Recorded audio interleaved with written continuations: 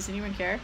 Cannabinoids are made out of chemical compounds of 21 carbons that act on the cannabinoid receptors in the cells, altering neurotransmitter release in the brain.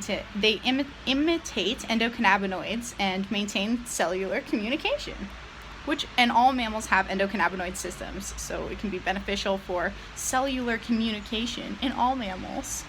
Obviously, anyway, the cannabinoids, which can be found in multiple plants and not just cannabis, for the record. It has been cultivated for centuries for industrial, nutritional, medicinal, and recreational purposes. There are two big types of cannabinoids that cannabis is most famous for. Y'all probably know THCA. THCA has lots of medicinal properties, and when combined with heat, the A pops off and it becomes THC, which is psychoactive or has psychotropic properties. And then there's CBD, which is physically relaxing. I could go more into that, but if you know what CBD is, you already love it, so I don't need to. Nutritionally, cannabis can be very beneficial. It's a leafy green, just like kale or spinach or chard or all those other good ones. It has fiber, vitamins, antioxidants, anthocyanins, which protect against DNA damage. And the seeds have lots of fat and omega-3s and omega-6s in them, which can be really, really great. In industrial purposes, cannabis can be used, but more often it's hemp because a lot of places have illegalized cannabis due to its recreational properties. You can make clothing, paper, oils, like really, it's fucking endless. And 1 acre of hemp can produce as much paper as 20 acres of trees, because the acre of cannabis is, or hemp, which is a form of the cannabis plant, of the strains. There's like 4 big ones. What is it? Sativa, indica, hemp, and that one that I can never pronounce because it's really stupid and no one wants it. Terpenes. Okay, so terpenes are aroma molecules found in plant resins. In the cannabis plant, they're in the trichomes, and they are damaged by heat, so if you're smoking weed, you're losing like most of its medicinal value, gotta say. There are 6 big ones that I like to think about. Pinene, which has a sharp, sweet, piney smell, and can affect your alertness and make you more awake.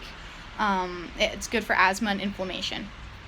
Humulene, which has woody, earthy smell, and it suppresses appetite and offers pain relief. It's anti-inflammatory and antibacterial. Linalool, which is also in lavender, why it's the most popular, has a spicy floral scent, and it has sedating, calming properties. It relieves anxiety. It's anticonvulsant. It reduces stress and depression and insomnia, and can help relieve a lot of physical pains.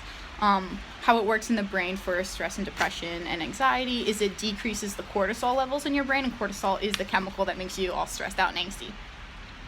Limonene, which has a citrus smell and is in all citrus rinds. Like, you know how you smell an orange peel and you're like, oh, fuck yeah, boy. Okay, it's really good mood booster. Makes you less stressed. It has very strong antifungal properties, and it helps with gastric reflux. And if you think about it, a lot of cleaning products are lemon scented or some sort of citrus scented, right? There's like sweet orange, lemongrass, lemon cleaning products because it has the terpene limonene in it, which is antifungal. And it smells good. Mycerine, which has a musky herbal scent and is sedative and enhances THC's psychoactive properties. It's also antiseptic, anti-inflammatory, antifungal, antibacterial, which is pretty great. It can be found in the plant thyme. So if you don't have a lot of weed, but you want to get psychotropic, you can add thyme to your bowl with your weed, and the terpenes will get all good up on each other and you'll get more high. Or put it in a tea, or like just eat pizza while you're high. But actually eating makes your high come down, so like just be aware of that. Carophyllene, that's not how you say that word, but I don't know how to read my own handwriting, so. It has a woody, peppery, spicy smell. It reduces pain, insomnia, inflammation, and can help a lot with muscle spasms. So, like, for example, cannabis is often used to treat seizures, right? Like, since the fucking dawn of fucking time. Hashtag Jesus' anointing oil was just hella weed. Okay, so if you have seizures and you get strains that specifically are rich in the terpene caryophyllene, That's not how you say that. It would be good for muscle spasms and convulsions. So you'd mix that with a linalool one. So really, for medicinal properties, you're not smoking weed because you're destroying the medicine. You're taking dabs of live resin, which maintains the full terpene profile. There are lots of methods of ingesting cannabis, such as eating it, putting it in a tea, vaporizing it, smoking it, putting it in a tincture, or aromatherapy. I think tinctures can be one of the most medicinal because all of the medicinal properties of the plant or the herb are still intact through the tincture making process. It's like pretty easy to make tinctures, like at home, like I guess from a really basic standpoint, you're just allowing the weed to get all up in alcohol. That's the dilutant factor. Like, when you make weed oil, it's oil, and you're soaking the cannabis in oil for 2 months in the sun and blessing it every day. Clearly. So you do that with a high proof alcohol, like I'd say 75% or above, or you're really just not doing anything. My favorite way to eat cannabis is in pot stickers. I was going to do a recipe, but I don't think I did. Oh, Lord. This is when my wife would say thank you, and I would say you're welcome, because she says thank you every time I burp.